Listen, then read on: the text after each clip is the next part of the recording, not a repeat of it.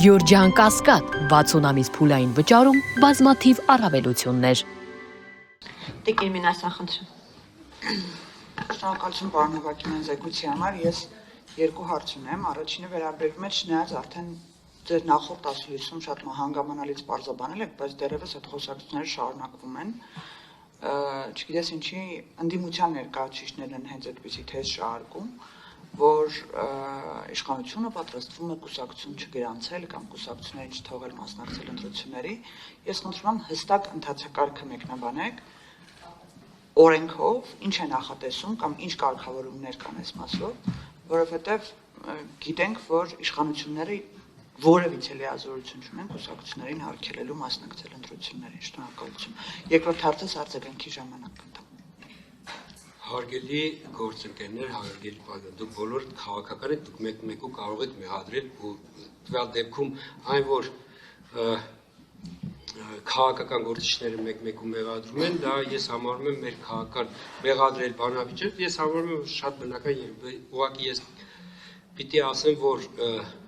մեր օրենսդրությունը, ընտրական օրենսգիրքը կարող եմ բացել ու ընթերցել, ըստ էության այնքան ազատական է, որ քաղաքական ուժը, որպեսզի չգրանցվի, ինքը բավականին ջանք պիտի կիրառի։ Այսինքն փաստաթղթերը պիտի ուղղակի միտումնավոր պիտի փաստաթղթերը չներկայացնեն։ Հակառակ դեպքում, եթե փաստաթղթերը ներկայացնում են նույնիսկ թերի, ընտրական օրենսգիրքը պահանջում է, որպեսզի մենք տվյալ քաղաքական ուժին տանք 48 մինչև 48 ժամանակ, որպեսզի թերությունները շտկվի։ Այսինքն նույնիսկ, այսպես ասեմ, ընտրական օրենսգիրքը թույլ չի տալիս օրինակ փաստաթղթերի թերի կամ, չգիտեմ, ինչ-որ ամբողջական, ասենք, սխալների պատճառով օրինակ չընդունել։ Կենտրոնական ընտրական հանձնաժողովը պարտավոր է ընդունել փաստաթղթերը այնպես, ինչպես ներկայացնում է քաղաքական ուժը, կլինի դաշինք թե կուսակցություն։ Եթե այս ներկայացնելուց հետո պարզվում է, որ կան թերություններ, ԿԸՀ-ն պարտավոր է տալ ժամանակ, որպեսզի թերությունը շտկվի։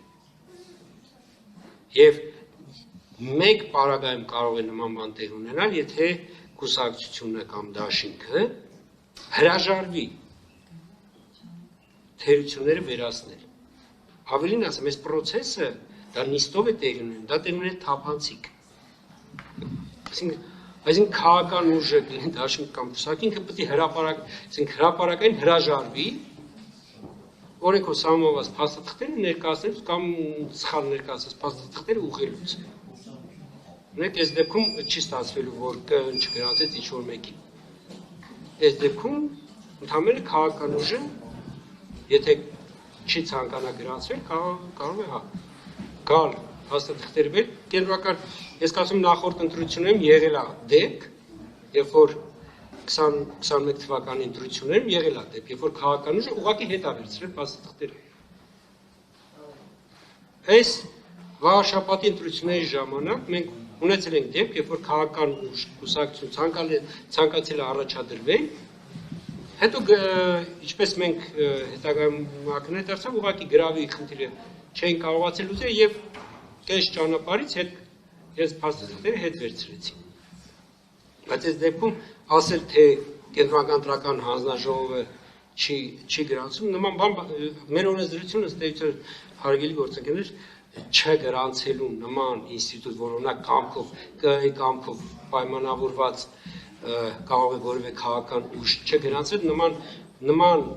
համակարգ չի նախատեսում։ Այլ նախատեսում է, որ կուսակցությունը ինքը երբ որ ցանկանում է